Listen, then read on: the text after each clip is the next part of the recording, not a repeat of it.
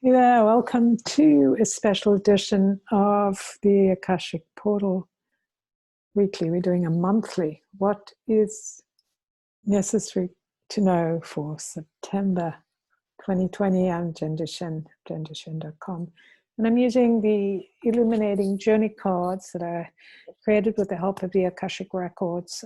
These are soul portals that help you to connect to your deeper intuition, to your soul, to the realms that lie beyond what is known. So these are connecting cards and quite powerful.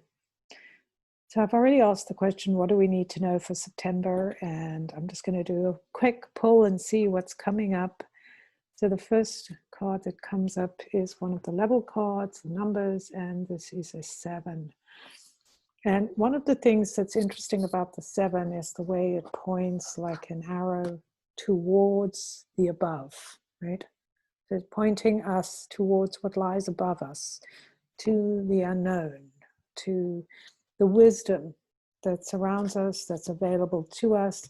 7 is a number that connects us to our intuition. It connects us to our deep wisdom within us. The kind of wisdom that is waiting to be birthed, that requires stillness, that requires kind of a deeper reflection. And 7 is also about the re's, right? The idea of researching, re-knowing, rebuilding, reconnecting. It also takes us into music. We use the 7, we have 7 days of the week, 7 sacred places. Like, it's a very sacred number, but it is also a number that is very connected to our everydayness in the point of who are we and how are we living. And this idea of how we have lived in so many ways is we've looked to the past, to what has been, to inform the present so we can create the future. And one of the things we have to be really cognizant of is the past that we're choosing to look at. Most of us tend to look at the negative of our past. We tend to look at the places where we failed, or where things were hard, or where they didn't work out for us. And those are the places we stay stuck. And this energy here, this arrow, this lightning strike of energy that is flooding into us, this energy of intuition, of knowing, of connecting to the divine, the 7 energies of all of what's around us, invites us to choose the things we want to influence us. So if we are looking to the past, let's look at the things in the past that feel like they're supporting us, that can help us to grow, help us to move past what is keeping us stuck. This month is a 13 universal month. It's a 9 calendar month. So 9 plus 2 plus 2, which is the year 2020, is 13. 13 is a lot about sudden change, unexpected movement, being forced out of our comfort zone into something new, creating new structures. And here we are, right? And both 4, 1 and 3 is 4, and 9 are numbers that kind of encourage us to rest.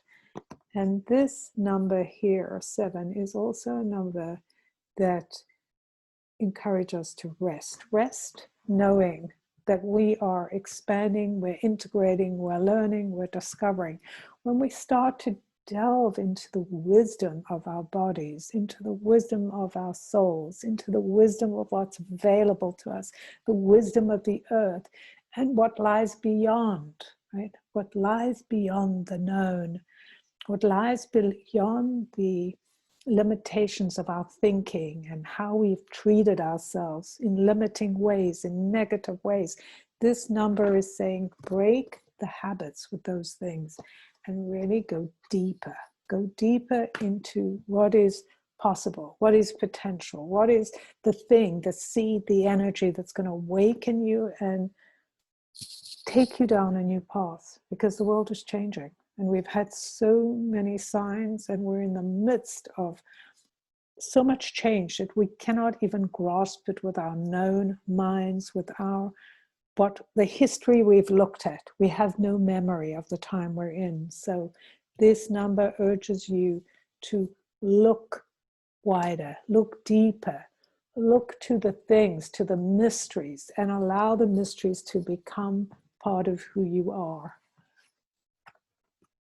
So we move from the 7 to the 6, and this is a soul portal card. So it has images, layers, realms, and this card is about balance, balancing the what we call masculine and feminine, which is really the male and the female energy is the energy that connects us to our intuition, the stuff, right? What lies beyond what we know, right? And the thing about wisdom is it's not just knowing. I mean, it's not just intellectual knowing, it's actually doing things. So we integrate it. That's wisdom. When we know what we're talking about, when we've experienced something and we have an actual memory, an actual experience that we can tap into and decides that's what I'm going to use and that's what I'm not going to use. So discernment.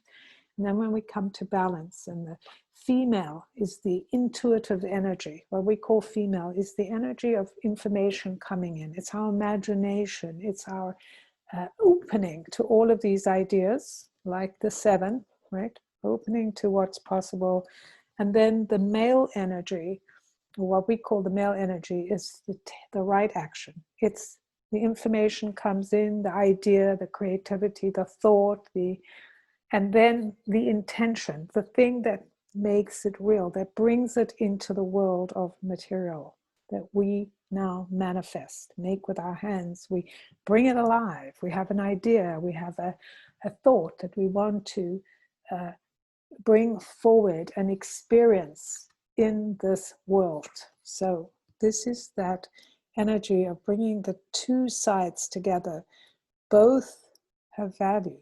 Both are important. Without one, the other is out of balance. So it's balancing the two sides of who you are, balancing the idea of allowing ideas to flow in and letting them sit until it's the right moment to act. So it's not saying sit forever. You need to take action.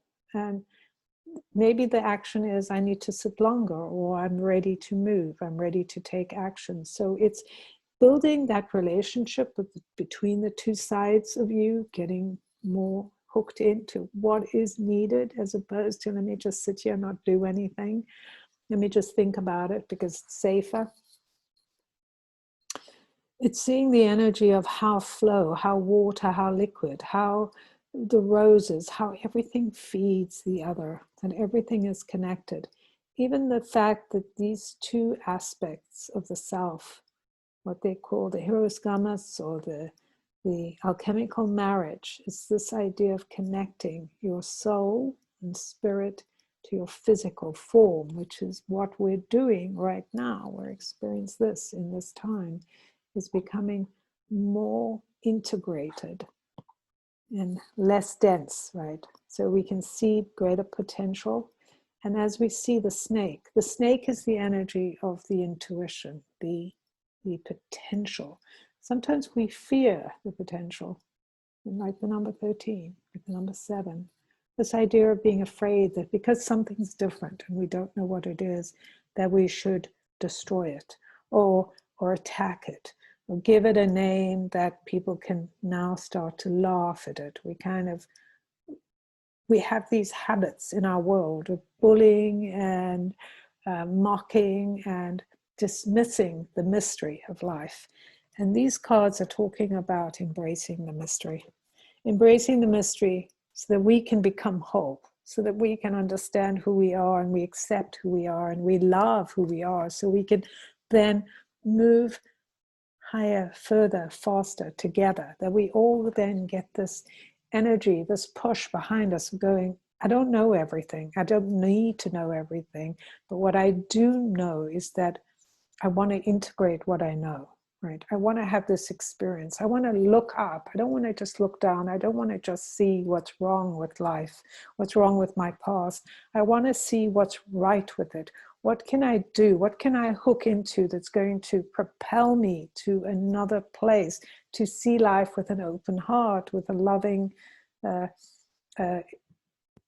comportment, right? This idea of being in a loving place, of looking at everything as potential and possibility. And yeah, people make mistakes, they're human, and it's okay, right? We don't need to fix them. We don't need to kind of shape them into something that we think will be okay. We just need to let go and let them be, and let ourselves be who we are. And now the third card, which is the Soul Portal 20. So we're moving from the 7 and the 6. And 6, the number 6 has a lot to do with the sacredness of birthing something new that we are nurturing and bringing to fruition. So the sacredness of our ideas, the sacredness of our connection. And then we have the 20. And this here is a reminder of the year that we're in. We're in a 9-month calendar, by the calendar, and 9 is about endings. As the 13 I mentioned is also about endings. So we have a double endings, but the endings are a little different. 9 is completion, we've done the cycle, and it's also a revolution of releasing the incoherency of our egos, because we need our egos. We just don't want them to be so inflated or deflated that they're controlling the narrative. And many of us live in that space because that's our world that we've lived in and we're moving out of. So with the 20, just thinking about 2020 and the reminder of the year we're in, and that the number 20 is not only about balance, it's about relationships in balance, which is talking about all these things I've just talked about. Having the relationship of what we're looking at and what informs our present so it can help us move to the future. That's the, and do the things, like be activated, be motivated. That's having that in balance. You know, we're wanting the wisdom that we're looking to inform us in a way that is going to be helpful, right? So we go forward, we don't feel trapped. I can do this, I can change, I can do hard things, I can do what's needed, I'm capable, right? And then we see the relationship of the two sides of who we are. And now we move into the relationship of the person, you, living in a bubble, living in the world that you've been living in, and now going, there's more. And as you look at this card, you can see there is a lot more here. There is an angel potentially here that's bringing the energy of the ethers, the unknown.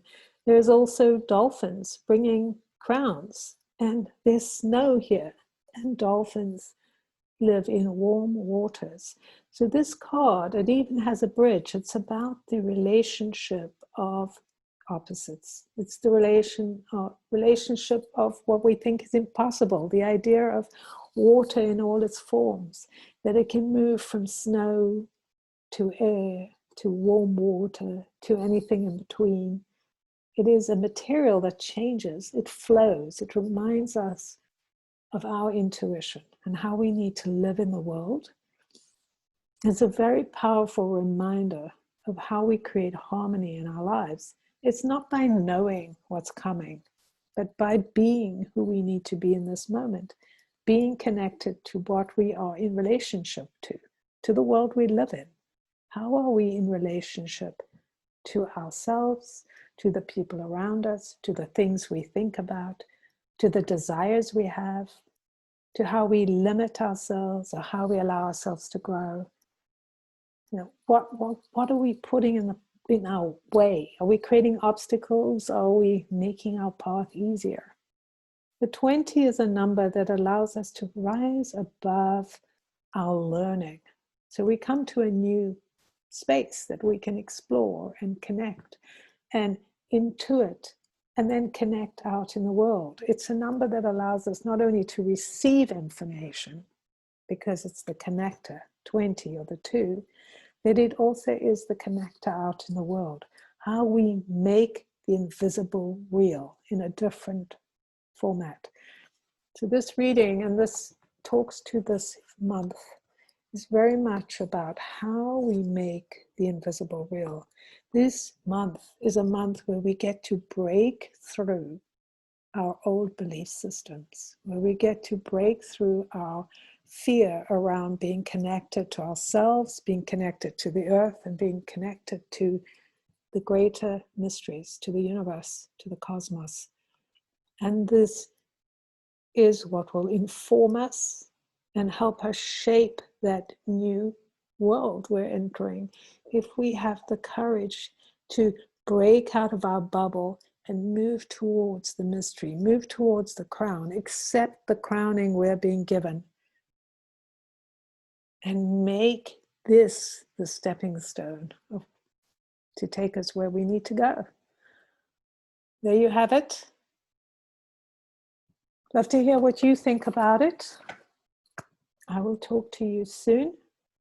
I'm going to invite you to join me. I'm doing a free class on September the 24th in Facebook. It's a free group in Facebook. You just need to join.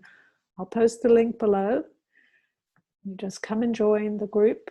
I'll let you in a day or two, a couple of days, and join us for this free class. The 3 things you need to know to navigate a better and better experience, better and better life. I hope you'll join me. Look for the link. And in the meantime, take care of you.